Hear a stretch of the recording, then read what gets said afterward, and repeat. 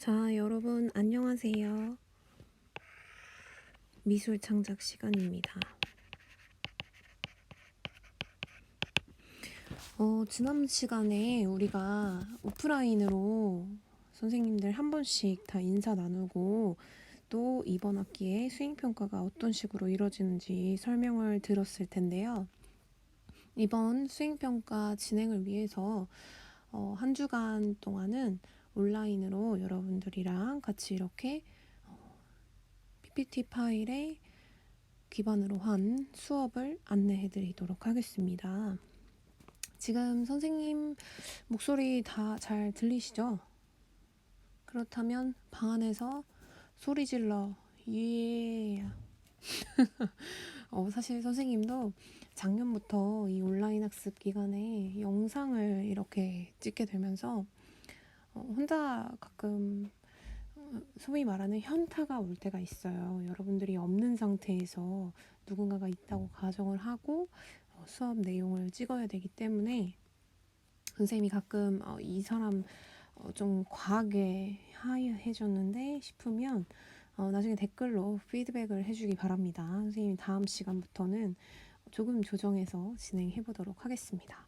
그리고 또 하나의 선생님이 이렇게 수업을 진행하면서 여러분들이 마음가짐을 다잡으셔야 되는 게 우선 굉장히 슬프게도 지금 이 한 주간의 내용은 조금은 여러분들한테 좀 재미없는 내용이 될 수도 있어요. 왜냐면 정말 순수하게 이론적인 내용을 설명하는 거기 때문에 여러분들이 굳이 이런 것까지 알아야 되나? 그냥 미술은 아이디어 짜고 내 아이디어를 기반으로 작품을 만들면 되는 거 아닌가?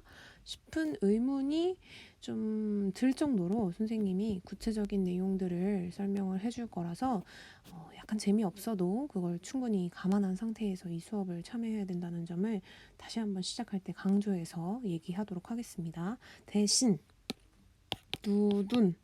대신 여러분들이 저는 수행평가랑 직접적인 연관이 없는 내용을 굳이 설명해야 되나 하는 사람이기 때문에 사실은 원래는 디자인 전반에 대한 내용을 알려드리고 싶은데 굳이 그럴 필요가 있겠나 싶어서 이 디자인이라고 하는 매우 큰 영역 중에서도 순수하게 우리 수행평가랑 연관된 내용 요만큼만 하는 걸로 하겠습니다.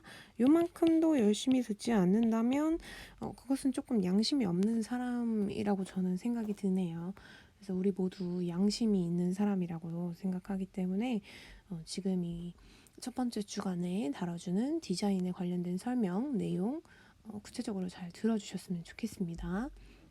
그리고 여러분들 필기하기 편하시라고 PPT 파일을 같이 올려드렸는데 이 파일이 지금 글자를 어떻게 조정하기보다는 이미지 형태로 제가 올려드렸기 때문에 인쇄를 아예 한꺼번에 하거나 아니면은 처음부터 여러분들 요즘 많이 쓰시는 핸드폰이나 아이패드나 갤럭시 탭 같은 데다가 미리 다운받아 놓고 작성하시는 게 훨씬 편하실 것 같아요. 그래서 수업 들으면서 혹은 듣기 전에 지금 준비가 안 된 친구들은 미리 PPT 파일 다운받으셔가지고 수업 준비해 주시면 되겠습니다. 그리고 혹시나 선생님 수업을 듣다가 이거 좀 이해가 안 된다. 선생님이랑 이건 좀 더 얘기 나누고 싶다. 그리고 이건 좀 더 구체적인 설명이 필요할 것 같다. 이런 친구들은 언제든지 미술 창작 단톡방에 올려주시면 저희 미술 선생님이 저나 아니면은 김민경 선생님이 얼마든지 설명해 줄 수 있으니까요. 편안하게 얘기해 주시면 돼요. 미술 창작 단톡방. 근데 아마 선생님 반에서도 결석을 했던 친구들, 안 들어온 친구들 몇 명 있더라고요. 2명? 아직 남은 것 같아. 그 친구들은 혹시나 이 수업 들으면서 나 미술창작 단톡방에 안 들어와 있는데 그럼 어떡하지? 하는 경우도 있을 것 같아요. 그러면은 같은 반 친구들 중에 한 명은 무조건 미술창작 단톡방에 들어와 있으니까 그 같은 반 친구들한테 부탁을 해주거나 아니면은 선생님한테 얘기해 주세요. 선생님은 얼마든지 얘기를 해드릴 수 있으니까 자, 그럼 이제 구체적으로 수업을 한번 시작해 보도록 하겠습니다. 자, 우리 2학년 미술창작 이제 첫 번째 온라인 학습 주간을 맞이한 수업입니다. 그래서 이 미술창작의 첫 번째 수행평가로 여러분들하고 같이 해야 될 게 디자인으로 표현하기였어요. 기억나시죠? 이 35%짜리의 실기 수행평가랑 15%짜리의 논술형 수행평가랑 같이 해서 총 50%짜리의 비중을 차지하는 굉장히 중요한 내용입니다. 그래서 이 내용을 여러분들하고 꼭 처음 시작하면서 짚고 넘어야 될 것 같아서 이런 시간을 준비를 해봤고요. 여기 지금 나와 있는 대로 좋은 디자인이란 어떤 조건을 갖추고 있어야 우리가 좋은 디자인을 알 수 있을지에 대해서 이 수업을 통해서 이번 주간을 통해서 여러분들이 알 수 있게 최대한 도와드릴 거고, 이 명칭만 보셔도 아시겠죠? 제가 앞서 설명했듯이 짤막한 상식이에요. 이걸 뭐 여러분들이 전문 디자이너로 앞으로 살아갈 것이 아니기 때문에 진짜 그냥 짤막한 정도의 상식을 준비했고요. 이 정도 내용은 여러분들이 최대한 제가 도움이 될 만하게 한 게 나중에 성인이 되시면 대학에 들어가기도 할 거고 아니면 취업을 하기도 할 거예요. 근데 대학에 들어갔던 친구들도 결국에는 취업을 하겠죠.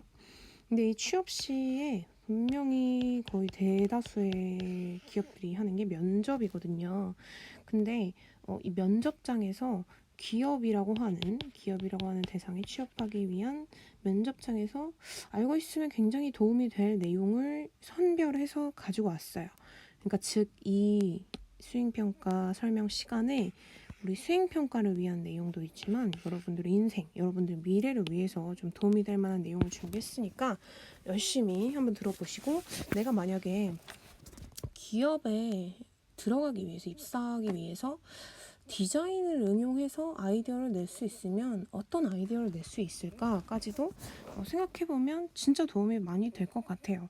그래서 이 면접 여러분들 미래를 한번 그려보면서 한번 디자인 수행평가를 위한 짤막한 상식 시간 본격적으로 시작하도록 하겠습니다. 자, 목차부터 이제 들어가는데요.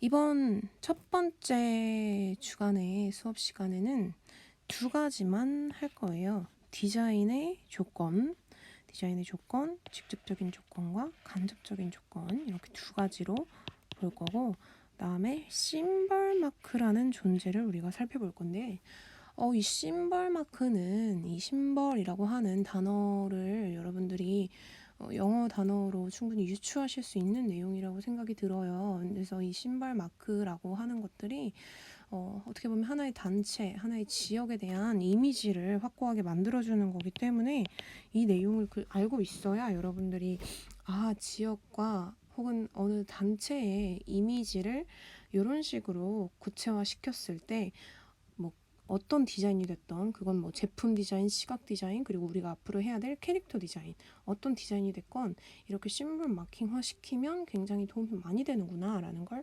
이해시켜 드리기 위해서 알려드리는 거니까, 이렇게 이번 시간에는 디자인의 조건, 직접과 간접, 그리고 두 번째 심벌 마크, 이 내용을 다뤄서 진행해 보도록 하겠습니다. 자, 챕터 1 디자인의 조건입니다. 그래서 사실은 뭐 거의 직접 조건을 위주로 많이 다루게 될 거고, 간접 조건은 그냥 부가적인 내용만 생각하시면 돼요. 그래서 이 디자인의 직접 조건은 당연히 이런 내용들은 여러분들이 기준적으로 알고 계셔야 되는 내용이고, 모든 디자인을 통틀어서 이 조건이 필요하기 때문에 이거는 뭐 제가 나중에 이 내용을 논술형 평가에 낼 거라고도 말씀드렸잖아요. 그런 중요도로 따져도 상당히 아주 낼 법한 내용이라고 선생님 마음이 읽히지 않나요? 지금부터 설명해드리는 디자인의 직접 조건 같은 경우는 여러분들이 신경 써서 좀 들어주셔야 될 것 같습니다. 디자인의 직접 조건 시작합니다. 디자인의 첫 번째 직접 조건입니다. 그래서 이거는 합목적성인데요. 합목적성이라고 함은 합목적성으로 이렇게 나눠서 여러분들이 파악하시면 되는데, 애초에 가진 디자인의 목적, 디자인이라고 하는 것은 어쨌든 우리 인간의 실생활에 도움이 되기 위해서 만들어지는 거잖아요. 그리고 디자인은 무조건 기능이 들어가야 될 겁니다. 기본적으로 디자인이 아무것도 없는 데서 발생하는 게 아니라 뭐 여러분들이 알고 계시는 제품이 됐든 시각 이미지가 됐든 그 이상의 뭔 영상이 됐던 간에 기본적으로 가지고 있는 기능에서 더 잘 보이게, 더 잘 아름답게 보여주기 위해서 만든 거기 때문에 그렇다면 이 디자인이 원래 가지고 있는 그 목적성에 적절하게 부합하는 부합이 합이겠죠. 적절하게 부합하는지 해서 요걸 기반으로 해서 실용성과 기능성이 포함되어 있는지를 여러분들이 보셔야 되는 거예요. 그래서 이 한 목적성은 사실 디자인에서 굉장히 중요한 요소이기 때문에 한 목적성이 없으면 디자인으로서의 의미 가치가 없는 거죠. 그래서 이 한 목적성은 굉장히 중요한 거기 때문에 여러분들이 여기에 따른 이 키워드까지 잘 알아두셔야 될 것 같아요. 그래서 한 목적성이란 실용성과 기능성이라고 하는 것들을 포함해서 제일 중요한 디자인 조건으로 생각해야 된다는 것. 그것이 첫 번째 한 목적성이고요. 두 번째입니다. 두 번째는 사실 같은 동일한 가격대라면 여러분들은 가장 아름다운 디자인을 뽑겠죠. 그리고 심지어는 더 비싼 가격대여도 내 마음에 드는, 내가 아름답다고 생각되는 디자인을 기꺼이 지불합니다. 가격을. 왜냐면 디자인의 조건에서 제일 중요한 것들 중에 하나가 또 신미성이기 때문에 그래요. 그래서 이 신미성이라는 것은 내가 아름답다고 생각되는 거, 내 마음에서 아름답게 느껴지는 것에 대하여 이제 지칭하는 단어인데 이것에 대한 것을 구체적으로 풀이를 하자면 아름다움에 대한 요구 혹은 미의식을 디자인에 적용해야 됩니다. 이건 뭐 당연하죠.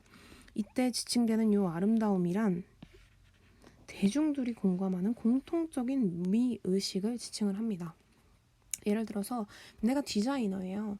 내가 디자이너를 활용해서 어떤 기업이 나한테 제품을 하나 디자인해 달라고 오퍼가 왔어요. 주문이 들어왔어요. 근데 그 제품이 알고 보니까 책 표지인 거야. 아름다운 책 표지인 거야. 근데 그 책 안에는 우리 한국적인 내용을 기반으로 한 굉장히 아름다운 내용이 들어가 있는 거예요. 그래서 이거는 내가 진짜 한국인 디자이너로서 그리고 우리나라를 대표하는 이 한국적인 내용을 진짜 한번 잘 디자인을 해봐야겠다라고 해놓고 디자인을 막상 해놓고서는 여기 책 표지에다가 막 이상한 유럽 양식이나 아니면 우리나라가 거부감을 많이 느끼는 일본, 중국 스타일의 양식 혹은 뭐 아랍 문화권, 전혀 동떨어진 아랍 문화권의 형식의 책 표지를 디자인해버리면 이거는 여기 목적성하고도 우선 결합되지 않는 거고 이건 한국 문화의 내용인데 이 목적성하고 결합되지 않는 거고 우리나라 대중들이 공감할 만한 미의식이 적용됐다고 보기에는 안타까운 사례인 거죠. 그래서 이 신미성이라고 함은 남들이 다 공감할 수 있는 공통적인 미의식이어야 되고 이게 가장 갈리는 브랜드 하나만 말씀드리면 그 운동화 중에 이렇게 로고가 들어가는 그 황금 오리 별칭이 달려있는 운동화가 하나 있어요. 그쵸? 근데 이 운동화 디자인에 대해서 사람들이 상당히 평이 많이 갈리잖아요. 그러니까 젊은이들이나 어린 친구들은 선호하는 디자인입니다. 그러니까 이런 디자인이 되게 신선한 거지. 되게 새삥 디자인만 유행을 하다가 이런 게 되게 신선한 디자인이고 부담이 없으니까 항상 깨끗해야 되는 부담이 없으니까 그게 오히려 아름답게 느껴지는데 이게 어르신들이 보기에는 아니 이거 다 상하고 막 까지고 막 뭔가 뭐 진흙 같은 거 묻어 있는 거 같고 이런 걸 왜 만들지 하는 거에 대해서 이제 심미적인 측면에서 이 평이 갈리게 되는 거죠. 그래서 이 신미성은 이런 식으로 예시를 들었을 때 이 두 가지 예시 모두 신미성만 해당되는 건 아니지만 신미성이란 이런 식으로 대중들이 공감할 수 있는 미의식이 적용됐는지 안 됐는지를 가지고 조건이 충족됐냐 안 됐냐를 판단할 수 있다는 점, 즉 제일 중요한 디자인 조건 중에 속하겠죠. 아무래도. 그래서 한 목적성 다음으로 신미성이 나왔습니다. 그다음에 세 번째. 이것도 중요하죠. 이거는 아마 기업의 입장에서 상당히 중요한 내용일 것 같아요. 그리고 소비자 입장에서도 뭐 비슷한 디자인의 아름다운 물건들이 있으면 당연히 저렴한 걸 하고 싶잖아요.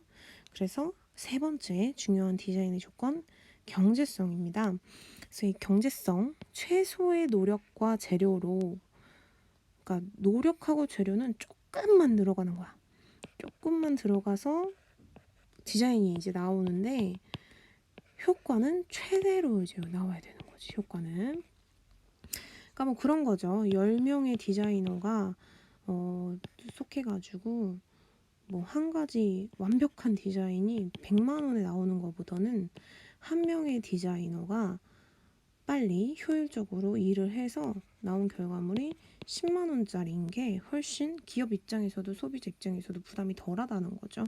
그래서 허용된 비용 안에서 가장 뛰어난 디자인을 해야 합니다. 이거는 뭐 금액적인 측면도 있을 것이고, 그리고 아까 얘기한 대로 너무 많은 인력이 소비되기보다는 그냥 최소한의 인력으로도 얼마든지 효율적으로 디자인이 돼야 된다는 뭐 그런 내용도 같이 겸임해서 알아두시면 좋겠고요. 여기서 보면 그래서 첫 번째, 능률적인 제작. 당연히 얘들아, 아까 얘기한 것처럼 10명이 막 토론하고 회의하고 뭐 어쩌고저쩌고 하는 것보다 이러면 뭐 최소한 일주일은 걸리는데 한 사람이 뚝딱 자기 아이디어 갖고 하면 하루면 되잖아요. 그래서 능률적인 제작. 그리고 이때는 10명 다한테 월급을 챙겨줘야 되는데 한 명이 하면 또 한 명만 들어가면 되니까 능률적 제작. 그다음에 저렴한 유통.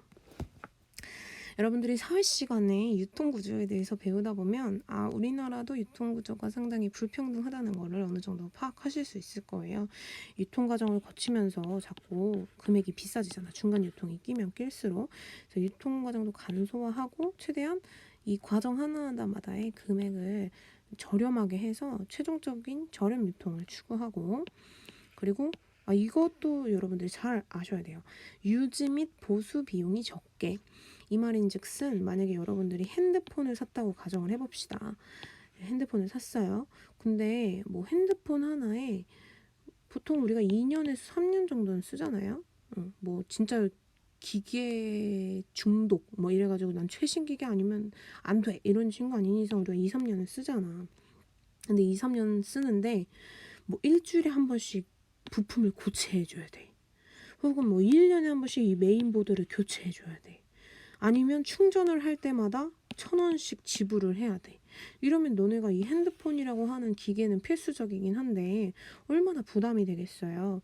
그래서 디자인 제품은 유지하거나 보수하는 비용이 최대한 적게 들어가야 된다는 점이 굉장히 중요합니다. 이거 되게 중요한 포인트야. 그 다음에 마지막으로 처분하기 쉬워야 돼요. 우리가 지금 계속 문제가 되는 게 환경보호와 관련해서 계속 문제가 되는 게 사실 일회용품 문제가 있잖아요. 그래서 일회용품 같이 말도 안 되는 걸 좀 간소화하고 무언가 하나를 쓰고 나서 처분을 하게 될 때도 이 과정이 복잡하면 사람들한테 비용 문제도 발생하고, 그리고 또 과정이 복잡하기 때문에 결국에는 환경 처리가 잘 안 돼서 환경보호 문제도 발생한단 말이에요. 그래서 이 디자인의 수명이 다 끝났을 때 이후에 어떻게 처분해야 되는지 그 과정은 충분히 쉽고 저렴해야 된다. 이런 내용이 들어가 있는 겁니다. 그래서 경제성이 단순히 금액적인 측면뿐만 아니라 이렇게나 많은 내용이 있기 때문에 여러분들이 이 내용은 좀 잘 알아두셨으면 좋겠어요. 이 내용은 꼭 잘 알아두세요. 그 다음에 마지막 독창성입니다. 사실 선생님 개인적으로는 굉장히 중요하게 생각하고 여러분들이 나중에 수행평가 하실 때 이 점은 진짜 잘 알아두셔야 되는데, 이 독창성은 정말 말 그대로 디자이너의 창의적인 감각에 의해 새롭게 탄생하는 거예요. 이전에 없었던 걸 새롭게 만들어내는 거지. 그래서 창조성, 고유성, 시대정신 등을 반영하여 만들면 그거는 아주 우수한 디자인의 사례라고 생각하시면 돼요. 그래서 저는 참 안타까운 게 우리나라에서 디자인 사례를 보면 이 독창성이 엄청 떨어지는 경우가 많아요. 그러니까 우리나라는 경제성, 뭐 한목적성은 아주 우수해. 근데 신미성과 독창성에선 전 좀 아쉽다고 생각을 하거든요. 게다가 신미성보다 독창성에서 유독 좀 떨어지는 느낌이 들어요. 이걸 제일 많이 와닿는 분야가 바로 패션 디자인 쪽인데, 그러니까 패션 디자인은 어쨌든 옷이라고 하는 기능이 명확한 한정된 대상이라서 어쩔 수 없나 싶은 생각이 들다가도 아주 유명한 패션쇼 브랜드가 한번 쇼를 개장을 하면 그 다음날 동대문에 새벽 4시면 똑같은 게 바로 뜬대잖아요. 그래서 그런 걸 보면서 와, 우리나라 디자인 하는 사람들도, 그리고 그 디자인을 향유하는 여러분들 같은 일반인들도 이 독창성 그리고 저작권 등등의 문제에 대해서는 우리가 좀 자존심을 발휘해야 되지 않을까, 그런 아쉬움이 들고요. 그리고 창조성뿐만 아니라 제가 제일 아쉬워하는 것 중에 하나가 어느 나라든지 사실 우리가 하나의 이미지를 봤을 때 이거 어느 나라 같아? 어떤 문화권 같아? 라고 외국의 문화도 그렇게 쉽게 상상할 수가 있어요. 그래서 우리 뭐 당장 양옆에 있는 우리나라가 이렇게 있으면 이쪽에 있는 애들도 그렇고 이쪽에 있는 애들도 그렇고 뭔가 이미지 보면 이거 왠지 여기 나라 것 같아. 여기 왠지 여기 나라 것 같아. 이게 되게 명확한데 심지어 이건 외국인들도 구분을 하더라고요. 근데 우리나라만큼은 뭔가 딱 이미지화 시켰을 때 오잉 싶은 게 있어요. 심지어 색깔도 여기 나라는 이런 금색, 빨강색 이런 거 섞여 있으면 무조건 여기 나라. 여기 나라는 빨강색, 검은색 이런 거 섞여 있으면 또 여기 나라 스타일이거든요. 근데 우리나라는 물론 청록색과 갈색 이런 게 우리나라 색깔이긴 해요. 근데 그게 고유적으로 디자인화 되기에는 조금 부족했다는 거지. 그래서 여러분들이 이제 미술 창작 시간에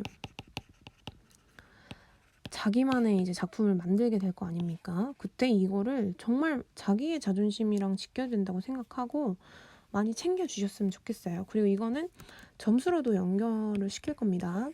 선생님뿐만 아니라 선생님이 지금 현재 수업하고 있지 않은 친구들도 만약에 작품 결과물이 너무 유사하거나 혹은 극단적으로 남이 했던 걸 그대로 표절했을 때는 당연히 점수 잘 안 내 보낼 거예요.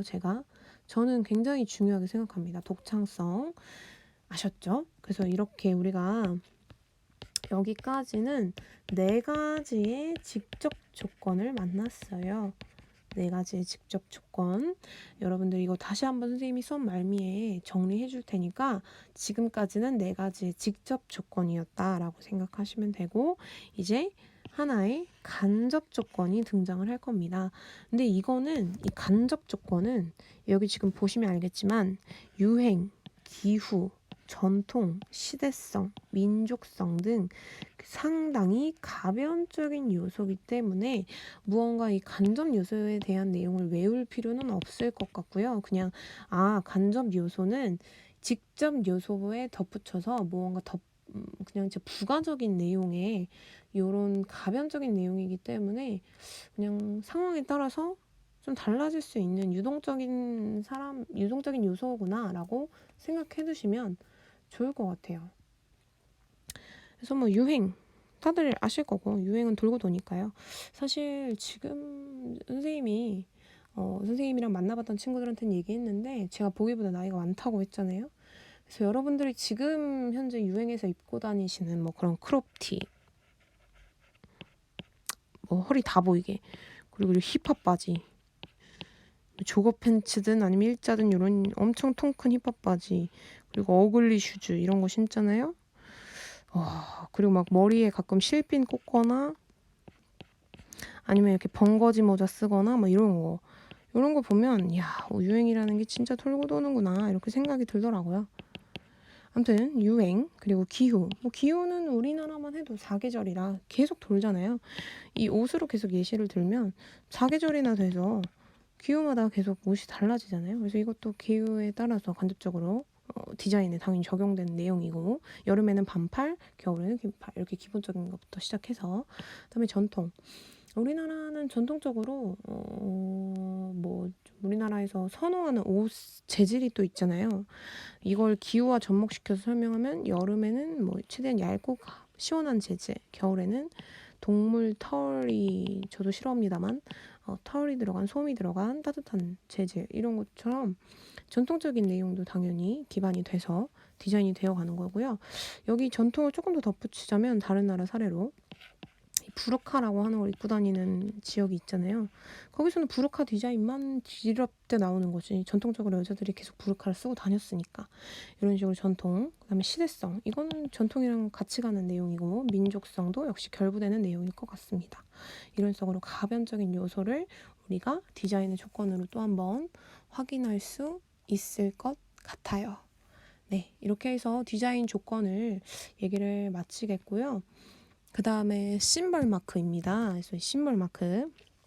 이 심벌이라고 하는 단어만 봐도 아시겠죠? 이 심벌. 되게 가운데 중요한 뭐 이런 뜻이잖아요. 그래서 이 심벌.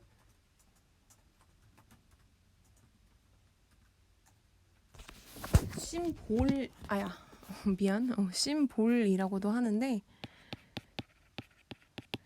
심벌 마크. 이 심벌 중요한 가운데 위치를 차지하는 마크라는 소리입니다. 종류는 회사나 단체의 상징적인 마크고요. 그 다음에 예시는 뭐 행사를 상징한다. 예를 들어 매우 큰 세계인들에게 홍보를 해야 되는 올림픽, 엑스포 이런 거, 아니면 주제를 상징한다. 뭐 환경보호 혹은 한국 방문의 해 이런 식으로 주제가 있는 것들에 대해서 홍보 용도로 사용하는 거. 그리고 제품의 상표. 이 상표도 역시 하나의 심벌 마크가 되는 거예요. 그 다음에 인증 마크도 유의미하게 심벌 마크로 사용이 됩니다. 왜냐면 우리가 인증 마크를 보면 신뢰감이 우선 생기잖아요. 그런 것에 빗대어 봤을 때 심벌 마크로 생각할 수 있을 것 같아요.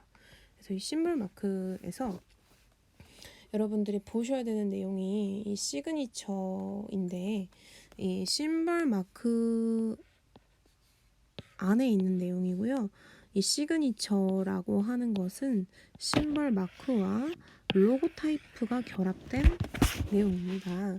그래서 이 시그니처는 심벌 마크가 여러분들이 생각하는 뭐 예를 들어서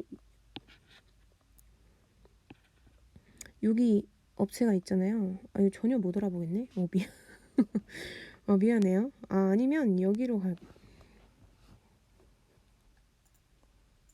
뭔지 알겠어요, 여러분들? LG라고 하는 기업인데, 예를 들어서 이게 얘들아 미안한데 그 중간에 이미지를 삽입하기에는 상당히 불편하더라고요. 제가 다시 그려볼게요.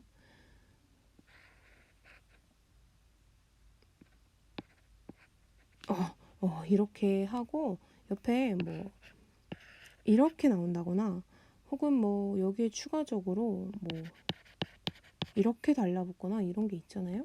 그래서 이런 식으로 여기에 다 해당하는 게 심벌 마크, 여기에 해당하는 게 로고 타이프예요. 로고 타이프는 로고 타이프의 결합 말로써 글자체를 얘기합니다.